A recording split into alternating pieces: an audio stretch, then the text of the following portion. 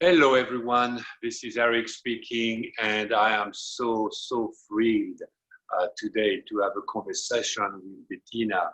She has graciously accepted to answer a few of my questions because, as you know, we've had a collaboration for some time, and every time I talk to Bettina, she mentions something that I find absolutely exciting, and I know it's exciting for others. So we discussed it. I'm going to ask her a few questions, kind of about life in general, and Bettina will just give her opinion.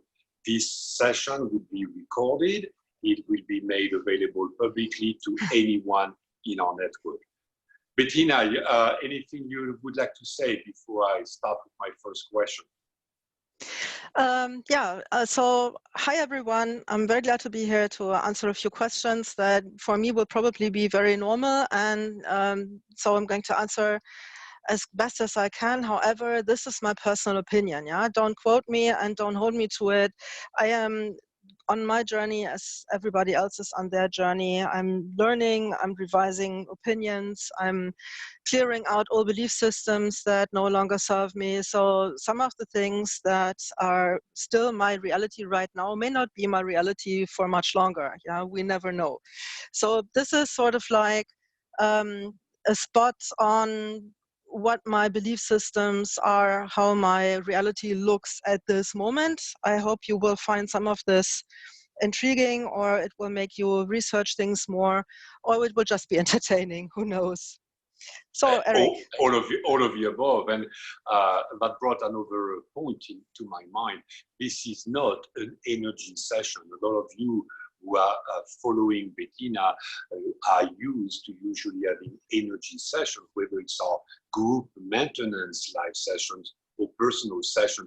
This is not an energy session. It's literally a conversation. So speaking about energy, the first thing that I wanted to know, because you've had so many experiences. First thing I wanted to know is, what would you qualify as the most incredible energy-related experience that you've had in this lifetime?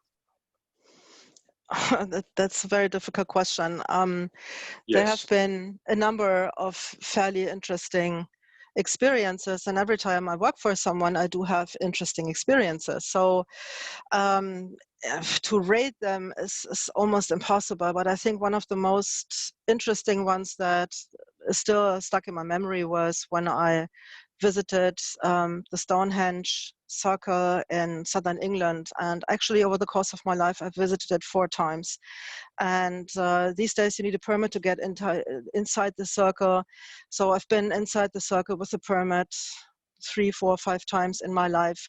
But once I was there with a group, and during that session inside was a sunrise session when the sun was rising and you could see it between the stones coming up. It was very magical, and at that time it was the first time that I realized the energy flowing in the circle.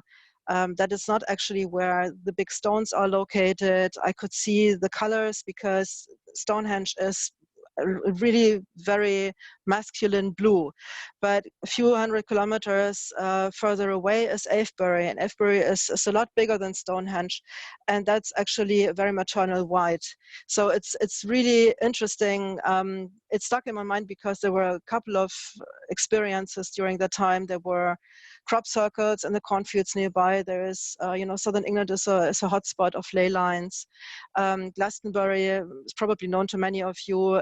Is a very spiritual community, and when I went there the one time, there was actually a Wicca Congress and people were running around in witches' costumes. It was quite hilarious, but the energy is real. And since that time, and it's been like, I don't know, 15 years or so, I've been lucky enough to actually know energy in various forms wherever I go. Yeah, so I pick up the vibrations in many different places, and these days I get images of what's going on or what has been going on. I mean, northern Germany is not that bad, but if you go into the eastern parts of Germany, there are spots where the energy is really very, very corrupted and very dense and very dark. And yeah, it's interesting because that Stonehenge experience actually allowed me to open that door. And to be quite frank, I can't shut it even if I want to. So there you go. So as always, thank you, Bettina. As always, when you speak, it brings additional questions to me. When you talk about that Stonehenge experience and you say the energy, did you see the energy, meaning visualize? Did you see? Did you feel it with your body? Did you hear it? Was it all of the above? Help me understand how you experienced it.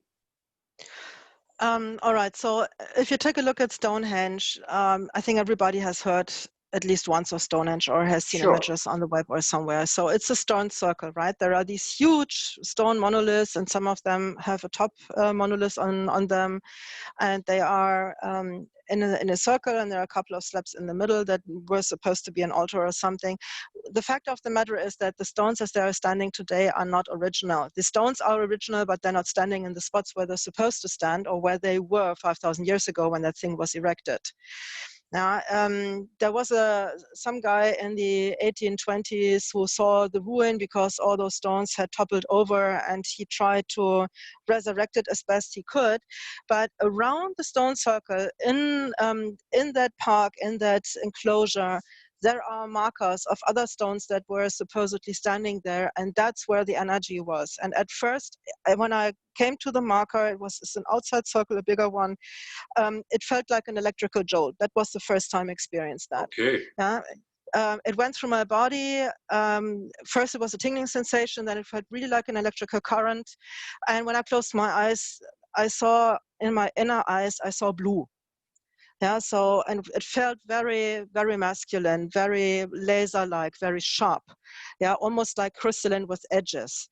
And it took me a while to actually process the image, because at that time it was like everything was enormous and wow, what an experience. And well, it was the first of many in that regard. But the fact of the matter is Stonehenge has a very specific frequency, and all the sacred sites in southern England are connected with each other through ley lines. Yeah, a ley line is actually sort of the energy grid, a meridian on the earth. Yeah, so it was the first time that I got introduced into the ley line system, where they are running, where energy is coming up from beneath, where the earth is transporting energy to and fro. It's a fascinating thing to research. And for me, doing the work for the planet that I'm doing, it is sort of necessary to actually perceive where these energy lines are and where they are not. Yeah, so that can be proactive when I heal a temple or a sacred site or do some grid work on the Mid-Atlantic Ridge or in Iceland or whatever is going on at the time. Yeah. No? So most of the time, at least these days, it all happens at the same time. I would actually today describe myself as clairsentient. I get the information all in once, and then my brain starts deciphering it. And having had so many years to make connections and connect the dots and understand what it is that I'm perceiving, it's very automatic. I don't think about it anymore. It's just there. Yeah, it's the same when I work energetically for someone or for a group. I just get it all at once, and the process of deciphering and interpreting the information is automatic these days. Yeah, it's just happening. I don't question it anymore. Of course, I love the fact that you actually first felt a jolt, like a tingling sensation in your body, because the body doesn't lie. That's kind of, I mean, I'm recording this session from Sedona, or myself in the US where I am, and I've visited a couple of the vortexes, hoping to feel something like that. I'm still hoping, but that's okay. But that's amazing. I love it. How many years ago was that? Beginning Roughly. 2000s.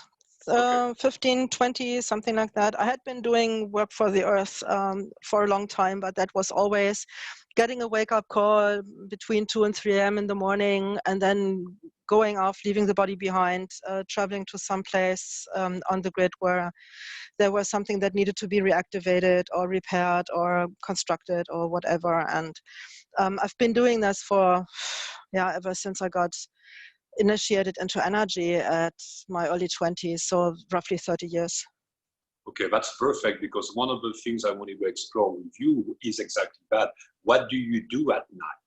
Where do you travel to do what kind of work? If you can please explain that for the people who follow you. Well, maybe it's a good idea to choose the Diamond Temple in the Bermuda Triangle as an example of how this actually works. Okay. The Bermuda Triangle, I think everybody knows about. Weird goings on, compass is not pointing north, the magnetic grid strange, time travel experiences, ships sinking, planes disappearing, that kind of thing. I think everybody knows about that hotspot. Yes. What people are not probably aware of is that beneath the ocean in that area are the remnants of a seafaring empire that had once been known as Atlantis. It sunk. And Atlantis was not just one place, it wasn't one island or one continent. Atlantis was a seafaring nation that spanned all the coastlines of the known world at the time. Pretty much most of the continents, parts of the Mediterranean, parts of Antarctica, that wasn't under ice at the time. So basically, the world and the continents and the islands that were there looked very different. There was, the sea levels were a lot lower than they are right now. And what happened to them is pretty much what's happening to our coastlines worldwide right now. The sea level was starting to rise. I just saw a documentary about Tangier Island in the Chesapeake Bay, and that island is already sinking, and noticeably so, and a lot faster than has been predicted. So it's interesting to notice that there are parallels to what happened before to what we are experiencing right now. The climate shifted and changed, and the ice melted, and it got warmer, and the sea levels rose, and people had to move. And so the cities sunk to the bottom of the ocean. And one of them was that part that is now located beneath the Bermuda Triangle. That was flat land at the time. And there's a temple there, and that temple was sort of the origin temple of diamond energy. Now, I didn't know that at the time. I got the wake-up call, I got my marching orders. So bilocation is something that I've been using for, well, most of my energy work. I've been actually trained. I had a period of a couple of months in which I've been trained to allow my consciousness to be present in two locations at the same time. It was an arduous process at the time, together with my contacts from the Arcturian Council, and it was fascinating at first, but it's also takes a lot of concentration and a lot of effort and a lot of training to get to a point where you can actually be aware of your body and be aware of yourself and your consciousness on some other place on the planet at the same time. It's not astral travel. I was not leaving my body behind. I always am aware of my body, no matter if I'm asleep or awake. Without this connection, without the body, nothing is working. The whole process is starting and ending with the body, always. So I did a couple of years astral travel and have been told then if I would continue to do that, I would not be able to do anything else because you get entangled on the astral planes. Lately, I've seen people who got entangled on the astral planes, and I'm very glad that I stopped doing it when they told me to. So anyways, so I traveled to this place. I perceived myself standing among the silt and the broken pillars of some ancient temple. There was a stairway downwards, looked a bit like what Jean-Jacques Cousteau found in the Aegean Sea when he was looking for Grecian temples and stuff like that. So anyways, I saw that staircase. I went down and found myself in this cavern that must have been a cellar of sorts, and there was this lights emanating from the middle of a stone circle, and the stone circle was still intact even though the cavern was flooded. And then I went to the circle, and I was told, and it's also, again, it's an immediate knowing. I don't really see most of the guides or angels or anyone who's talking with me, but either I hear it, sometimes I actually hear it, but most of the times I just know, intuitively. And so they have a direct connection with me, and I just knew what I needed to do. So I repaired the temple, I repaired the stone circle, went through the grid, installed the grids and everything that I was supposed to do. And at the end of it, I heard, if you want it now, you can get diamond energy. And I was like, hey, that's nice. What a reward for just doing something like this. And I was excited. So they told me, go into the stone circle, stand in the middle, which is what I did. And if you have listened to the initiation of the Diamond Energy Program, then you know what happened next, because that's exactly what happened to me. I got initiated into Diamond Energy, and the next time I was talking to my galactic contacts, it was actually interesting because it was not the usual context, but in that case, it was Asha Shiran, who was sort of the commander-in-chief of the Galactic Forces at the time. And he told me that I was supposed to make diamond energy available to others. It's like, okay, if that's what you want, sure, why not?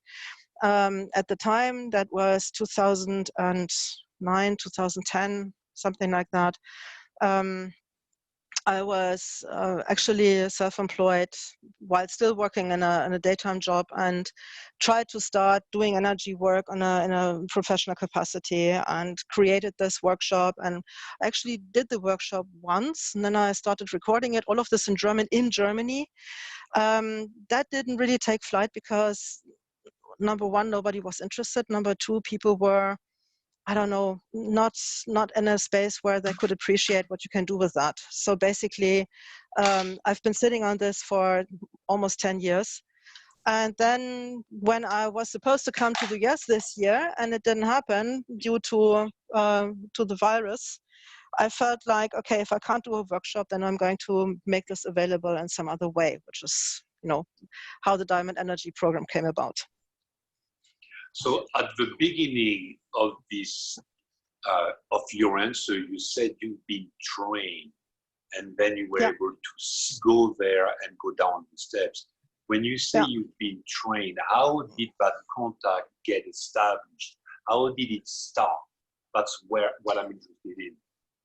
Well, I think my spiritual journey looked like any other spiritual journey for a while, in the sense that I did my meditations every day. Yeah, I did my meditations every day. I went to various workshops and seminars. I looked at literature left, right, and center. I tried out everything I could get my hands on. And well, then what happened was, I was working with various teachers, and well, the channels started to open. Yeah, the more I thought things were possible, the more it happened. The less I questioned what was going on, the easier it became. Yeah, so when I stopped doubting myself, things just happened. It was just happening. It was really amazing when I first went to my first contact, literally my first contact with the Galactic Forces of Light, being on the command ship, which is incidentally anchored above Los Angeles, or it was at the time. Not sure if it's still there, but now. This is like, I worked with the Arcturian Council for a year or two. I worked with various galactic forces. I worked with Soltec. Soltec is an ascended master who's about climate and geology and so on and so forth. So still very much freelancing for that department. But things have shifted quite a bit. And in about 2006, 2007, I was in the US a couple of times doing various workshops, attending various workshops, I should say, not doing them. And was some fascinating stuff that happened at the time, that led me to understand that bigger part of me, the 97% light being that has expanded into this body, has its own agenda. Yeah, very much so. And I'm not always privy to what it's doing. So basically, I met people on a workshop in Los Angeles 2006, and was in contact with them for a while, and was building new friendships and stuff. And that person sent me an email later on saying, hey, I saw you here and there at the workshop. Why didn't you come over? And I replied, well, possibly because I wasn't even there. I was at home in Germany in bed at the time. I'm not sure who you saw there, but it wasn't me. She sent me a picture, and lo and behold, actually, yeah, it was me. But not me personally. Yeah, so Wow. this bigger part of me, yeah, that soul or higher self or galactic being or light being or whatever you want to call it, has its own agenda. And sometimes it's doing things I have no knowledge of, or probably most of the times it's doing things I have no idea about. But when I'm needed, I'm doing what I can for my clients, for the people I care about, for my plants, for the animals, for the earth, for whoever.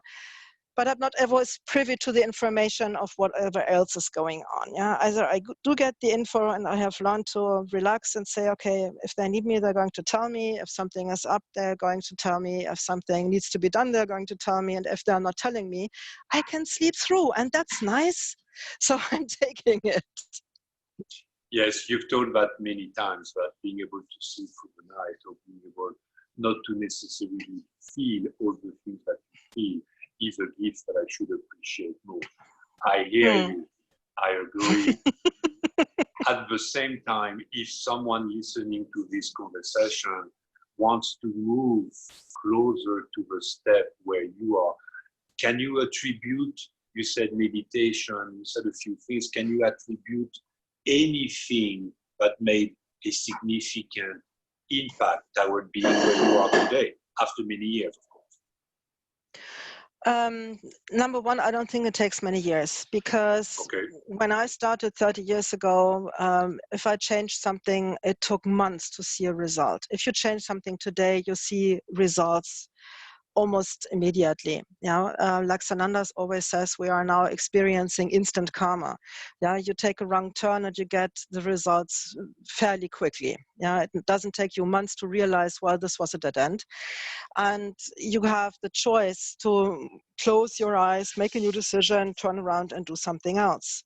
Yeah, so in this time and age, I think with everything that's going on the planet right now, the most important thing is that we realize that it's not about anybody else anymore. It's exclusively about you. Yeah, the old spiritual paradigm usually said, well, you have a guru and he tells you, if you do what I tell you, then you're gonna step on my train and I will get you to enlightenment. Yeah, today, Ascension looks a bit different. Ascension is like you're standing at the train station, there are no tracks, there is no guru, there is no train.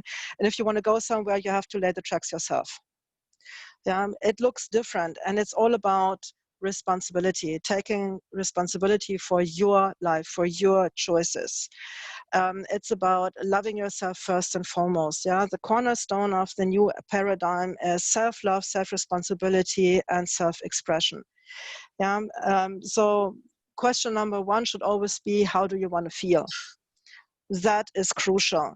Yeah, it's not about how you get there, because that's the universe's job. That's not your job. Your job is to say, okay, this is how I want to feel, and then to get yourself into that feeling. Yeah, manifestation is all about the universe matching your vibration one-on-one every single second. So if you want to manifest something, you have to get into the vibration of the feeling that you want to manifest. And how that actually happens, or what the universe is sending your way to make that happen, is not up to you. Yeah. So if you want to get there, or let's just say you can't broadcast 92.1 FM and expect to receive 96.3. Doesn't work. Yeah, you have to match the frequency. So look at how you want to feel. Yeah, and if you can't finish that because you really don't have any clue, then ask yourself, what would love do? Those are the two crucial questions that help you determine, okay, do I like what I'm experiencing right now, or don't I?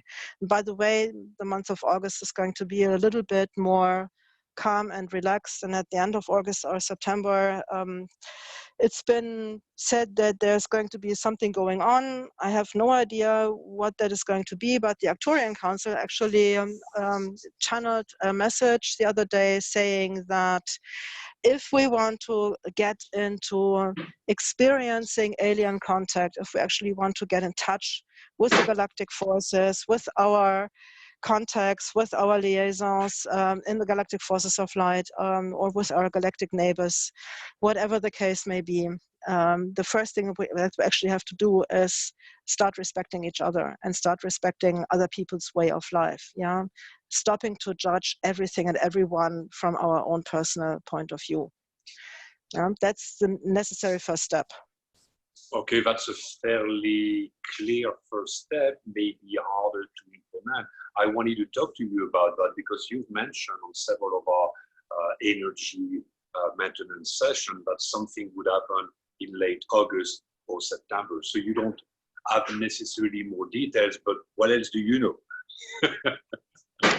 Not anything more than that, but the chaos that we have experiencing and the patterns that I've noticed doing energy work for people the past couple of months have led me to believe that the phase that we are in right now, phase of chaos is literally the definition of the old beginning to break up and slip away. Yeah, the things that we were familiar with, that we were counting on to be unchangeable, the things that we relied upon to be static and stable. Those things are beginning to slip away, and many people are subconsciously experiencing grief and sadness about this fact because it creates uncertainty. The things that you knew were true are no longer holding true.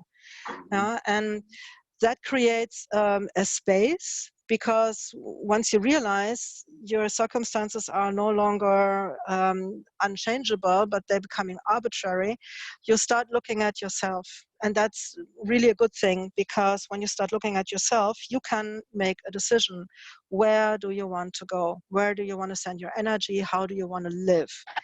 Yeah, and the one thing that is crucial is many people have been telling me, yeah, well, I'm going to lean back and I'm not going to wait how things are going to turn out, and then I'm going to see what I'm going to do about it.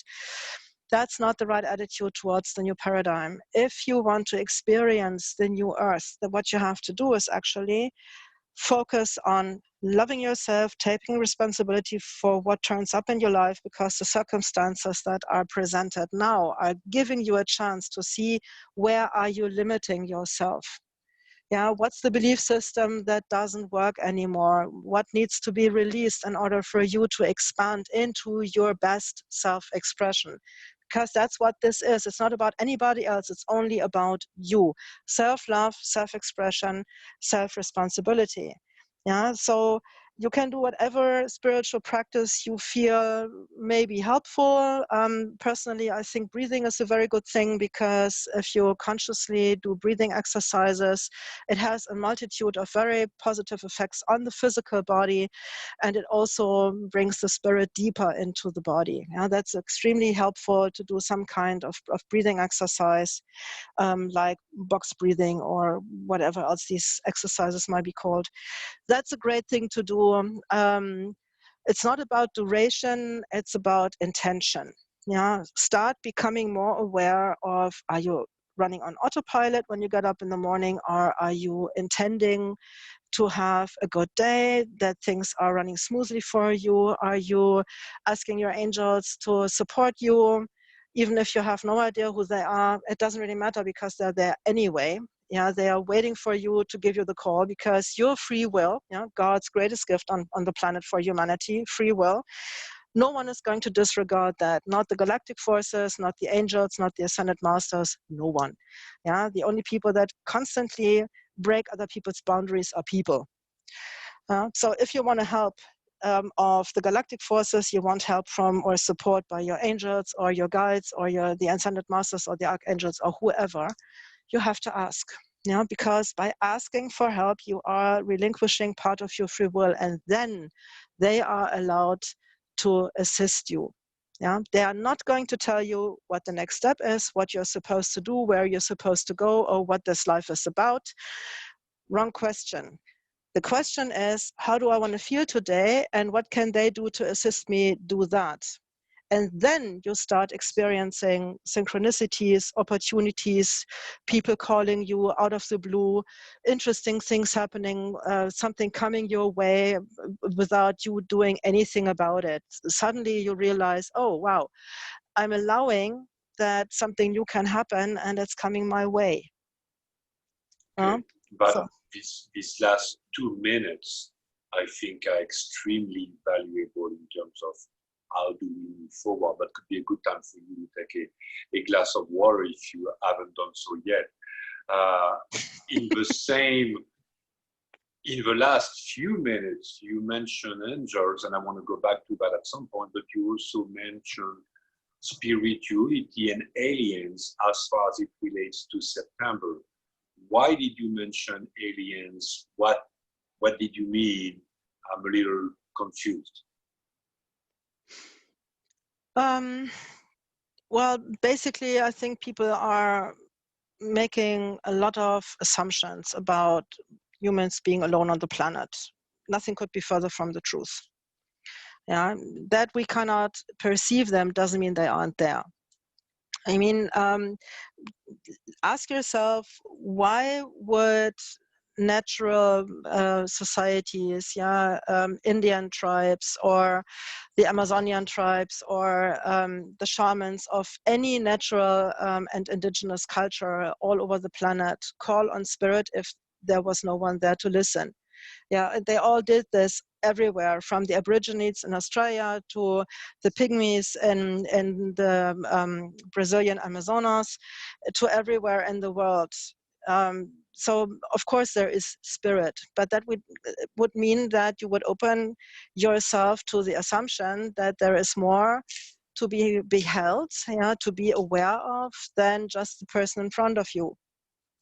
I think many people are under the impression that if they could just open their third eye, they would be aware of everything and anyone. Not That would exactly. be nice. Yeah, but that's not the way, because in your own development, when you first start activating the main chakras, what happens is that the third eye is actually sending information rather than receiving it. Yeah, that's a matter of your personal development.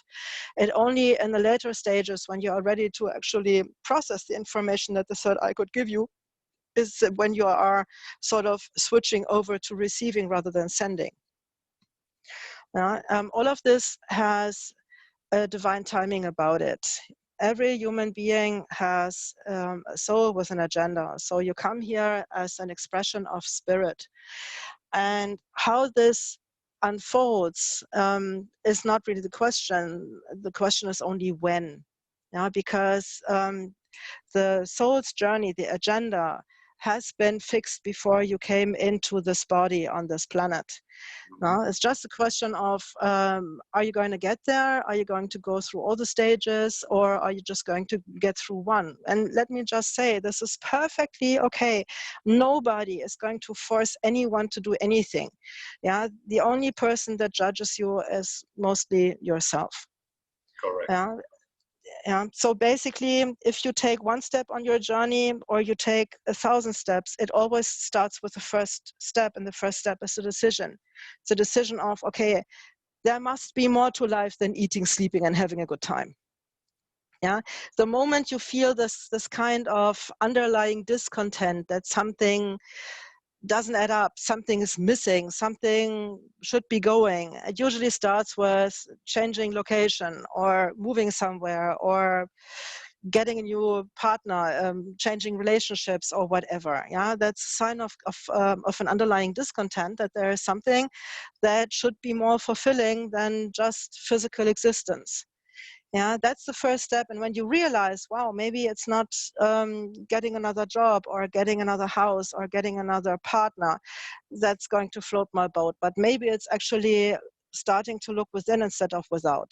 Yeah, realizing that things are starting inside of myself, and that is a lot more to life than the things that I can physically perceive on this plane of existence. And once you start doing that and you open yourself to the possibility, then channels begin to open. Yeah, but all of this happens under the purview of your higher self. How quickly that goes, or if it's actually going to happen at all, is not up to the personality. That's up to the higher self.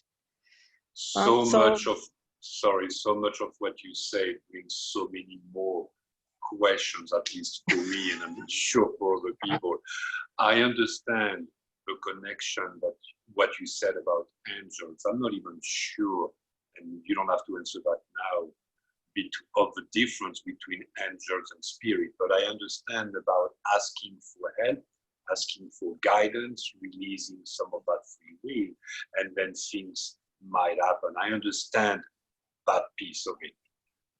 How does that compare? Or it's not about comparing, but then there's the September 2020 time frame, and you mentioned the word aliens. How is that? What's the difference, if there is one, between bad spirits, angels? It's like, Yeah, I get it. I understand what you're asking. So let me try to make this a little clearer. So it is known that the human being has a certain range of hertz that the eye can perceive, right? There is a certain range that we can see, and there is a certain range of frequency that we can hear. Yeah? yes. Like we can't hear the lowest vibrations, but elephants, for example, can. Yeah, the elephants in Sumatra were aware that there was an earthquake coming and that a big tsunami was coming 3 days before people were, and they were fleeing into the mountains. Yeah, none of them actually were perished in the big tsunami in 2001. Or was it 2004? Yeah, 2004. Yeah, so because they could perceive the rumblings. When an elephant wants to know what's going on, it puts its big nose on the ground and it perceives the vibrations of the earth and it acts accordingly. That's something that we can't do because we are not perceiving that range of information, those frequencies. Yeah.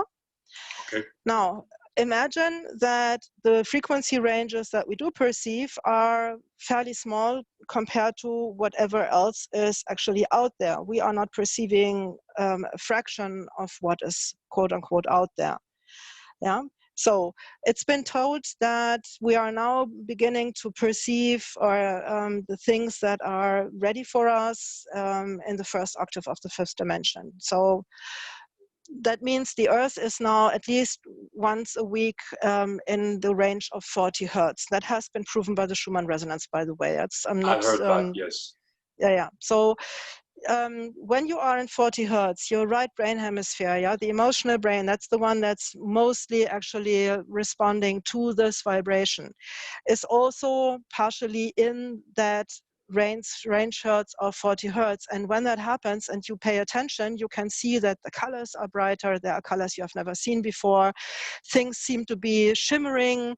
You are actually physically perceiving something that is different from what you know. Yeah, different from your normal perception. Yeah, we are gliding slowly into perceiving more because that physical vibration allows us to do so. Yeah, so there are so many beings that are living in the higher vibrations. The Arcturians, for example, are 9th dimension. The Pleiadians are, as far as I know, 6 dimensions. Hold on, Bettina. When you say they living in these higher vibrations, I understand you to say they do not have a physical body like we perceive our physical body. Is that correct? Absolutely. They do not have a physical body. They have a consciousness that is vibrating at higher vibrations. Okay. Yeah, we too have a consciousness that is vibrating at higher vibrations, but we can't perceive it as much as we would like to. But mostly we are perceiving our physical body. And I think the majority of the planet is still of the opinion that that is all there is. Yes, I do believe there is something else, but tell me about not being able to perceive it. I'm working at it. Keep going, sorry. Yeah, so imagine coming into vibrations in which you suddenly are able to perceive beings that have not been seen before because they are not able to go down in vibration deep enough to be visible to you. Yeah. So there is an entire range of vibrations, an enormous range of vibrations with beings that we would call galactic beings, yeah, that may have other forms of travel, that are consciousness, that may have other forms of physicality if they choose to employ it. The idea that there is that there are physical races at our vibration is certainly enticing.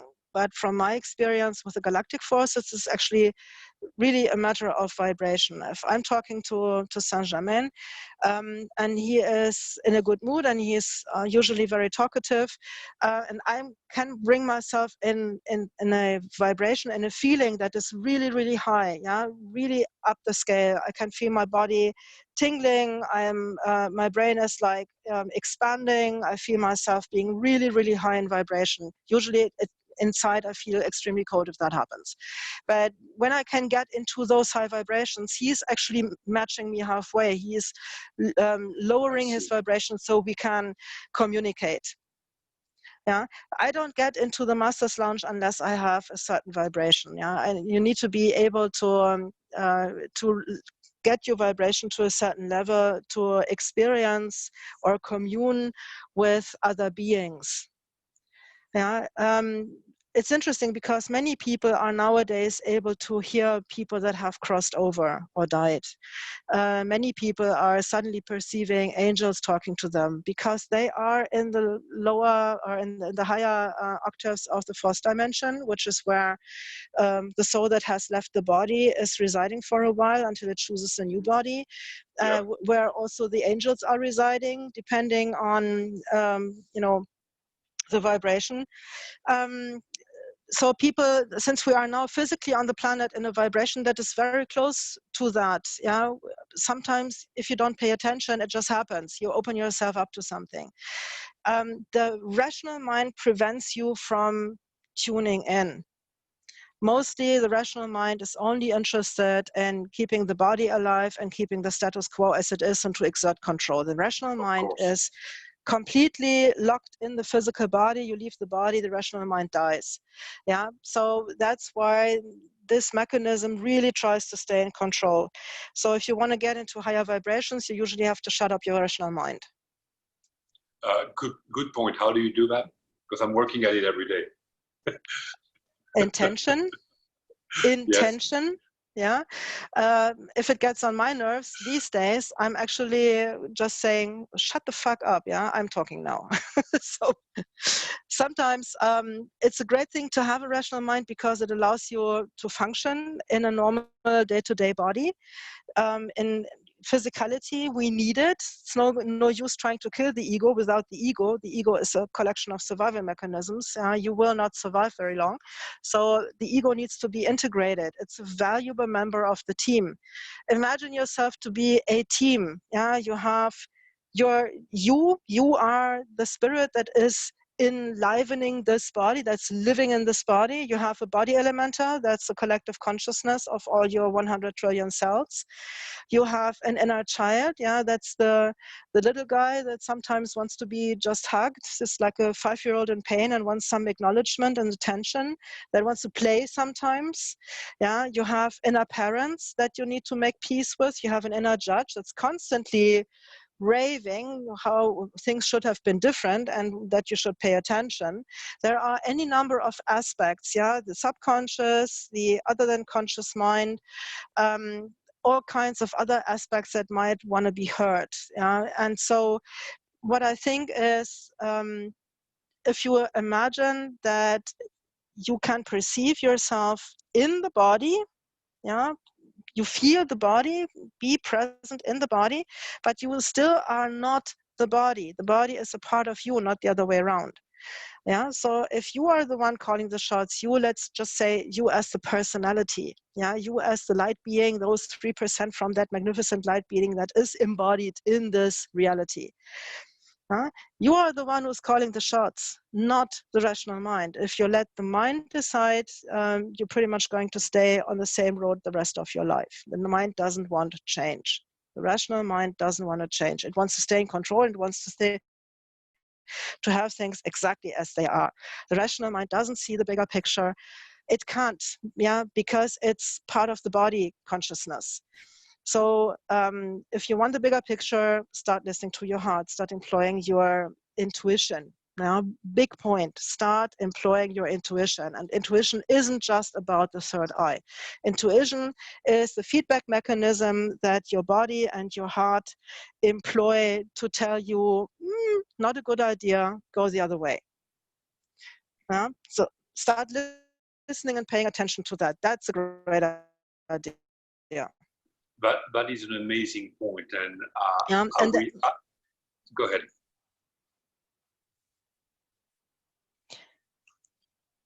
Okay. If you open yourself up to communicate with your guides, that's what you wanted to initially say, right? No, I was going to challenge you on that, because something happened to me a couple of weeks ago as I'm working on trusting my intuition. I went to a location in Sedona that is spiritual in some way. I tried to connect to my intuition. I heard a few things, a few words. I acted on these words. And for 3 weeks after that, basically the actions I took created a lot of pain, which I pretty much was able to get out of 90% today, without giving details on a recorded conversation. And for these 3 weeks, I was like, was that really my intuition talking to me? And I did follow it as I'm trying to recognize it. Or was that another form of the ego, rational mind? It's confusing. Well, intuition is always the first impulse, the very first impulse. The second one is the mind trying to stay in control. Okay, so that's what it felt like, yes. Yeah. If that leads you towards something that is becoming painful, something that is uncomfortable, then the question becomes, okay, if these circumstances are what my intuition wants me to experience, then the question becomes why? Yeah, what do you need to change? What are the patterns that are limiting you, that are the belief systems that no longer serve you? Remember, in this day and age, with chaos and everything that's going on, some of the circumstances that we experience are actually here to make us aware of the things that are limiting us. Yeah. So make a new decision. Yeah. If you want to trust your intuition, you have no choice. You have to actually trust it and see where it leads. Yeah, you always have a choice to make a new decision if you so choose. And if you say, well, this didn't go on very well, I'm not going to do that anymore. Of course, that's your free will at work. You can do pretty much what you want. But the thing is, if you actually want to understand how this mechanism works and what that bigger picture is and what is here for you to experience. Now, remember self-expression, big thingy. What more could be experienced? Or you don't know why you have come into this body. I don't think many people do. And by the way, I don't either. I was under the impression that I needed to know my mission for the first 30 years or so, and was damn disappointed that I could never find out what it actually was that I was supposed to do. And then it turns out, well, supposed is arbitrary, because supposed is actually just your intuition telling you to take the next step and find out. A mission, quote unquote, is doing what you love and experiencing fulfillment doing what you love, and in that way adding to the greater whole, following your bliss.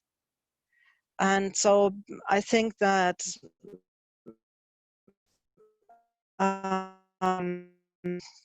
from my point of view, many people are limiting themselves because they feel they have to do everything right. They have to meditate 2 hours a day. They have to do this, they have to do that. And if they're not doing it, then they're not spiritual.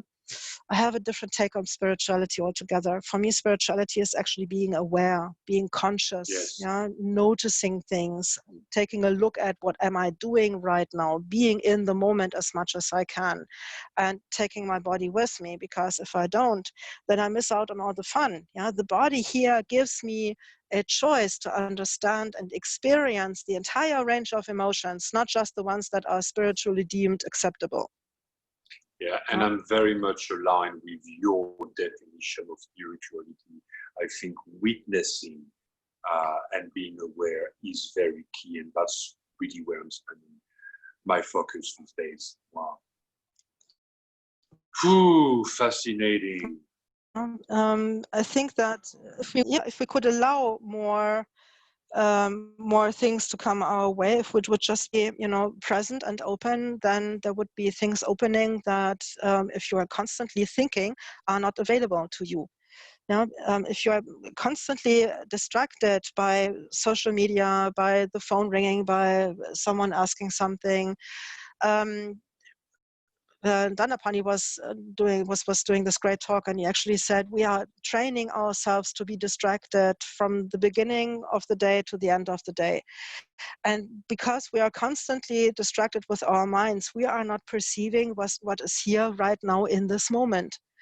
Yeah, and in order to be more aware of what is here in this moment, we need to withdraw a little bit more and become more acquainted with what's happening on the inside.